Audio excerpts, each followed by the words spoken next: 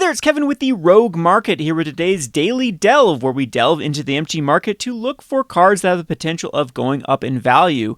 So today I'm going to be looking at a deck from Standard that is all the rage, pun intended. This is Temur Control, that utilizes a card from Murders of Karlov Manor called World Souls Rage.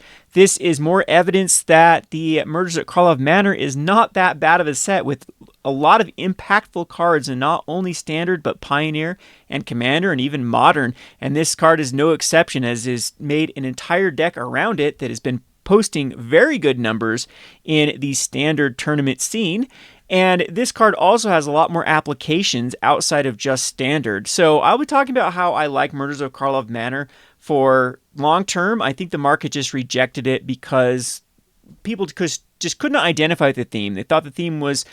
this is kind of the way that Magic has been going for a while, with like New Capenna had the same problem, that Magic is losing its identity, and that just leaves a bad taste in a lot of people's mouth to actually want to buy these cards.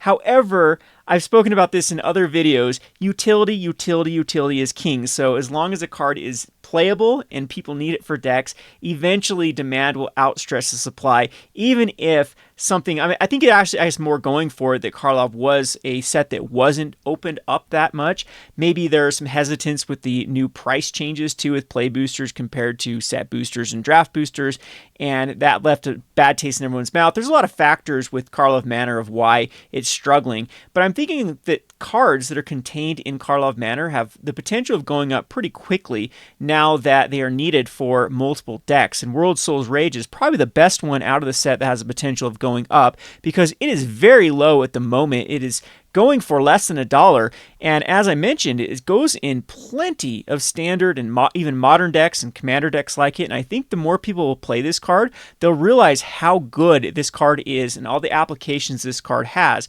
because it is...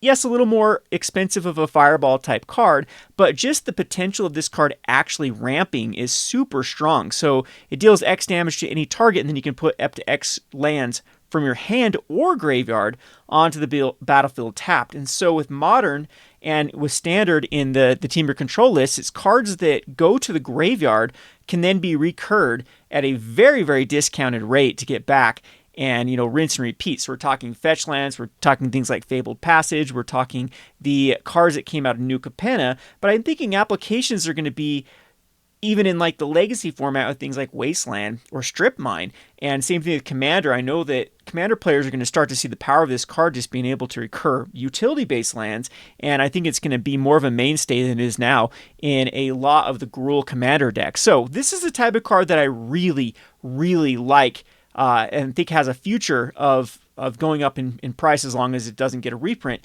because of just how many applications it has in a spread of different formats.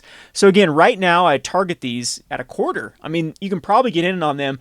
Card Kingdom has them for 50 cents, the TCG mid, which we can go and check out right now of seeing how well they are selling, and that can give us an idea too. Let's look at the price. Yeah, lots of copies per day are being sold just today, almost a full page. A lot of 8 copies, 4 copies, so they're being bought up around that $0.25 to 50 cent range. So targeting them at anywhere in that spread, I think, is a very, very good idea. Other than World Souls Rage, I think Temur Control has a lot of other good targets in this list. There are cards like Aftermath Analyst, which is an uncommon. We've seen uncommons that see play in a top tier deck in Standard or in Pioneer go all the way up to $3 to $4. And Aftermath Analyst is definitely a card that is going to be played a ton in Commander lists. We even have cards like the Virtue of Strength that is starting to show really good sales. I like this for Commander, other than it does say tap a basic land in the more and more lands, especially utility lands that are printed in the Commander format. Even monocolor decks typically don't use as many basic lands as they used to. However, it's a very good card that is at still pretty much at its low and is starting to increase in price very dramatically. We have cards like Memory Deluge that see multiple play in Pioneer Azorius Control in Standard decks. There's lots of Azorius Control Standard decks. It seems to be the most powerful card of this slot. It's at an all-time pretty much low for this card that's also starting to go up in value. And we have Ill-Timed Explosion, which is really, really cheap. That, again, I typically don't like to pick these type of cards that have really narrow application and just like a Standard deck. However, a Standard deck that could go in the top tier, this is a card that is very undervalued at this time. And of course, we can't forget the Nissa's Resurgence Animus. This card is at its low right now, and it is just a commander powerhouse. So it goes in so many commander decks, and now as a 4-of in a tier, arguably 1, tier 2 standard deck is going to absolutely start increasing the price of this card. It looks like it's already started to jump up from its all-time low. So a little bit late to the party for getting in on these type of cards, but better late than never, as I think all of them are due to go up in price. So World of Souls Rage is my pick for today. I hope you enjoyed this video and be back again for more Daily Delves. Thanks for watching.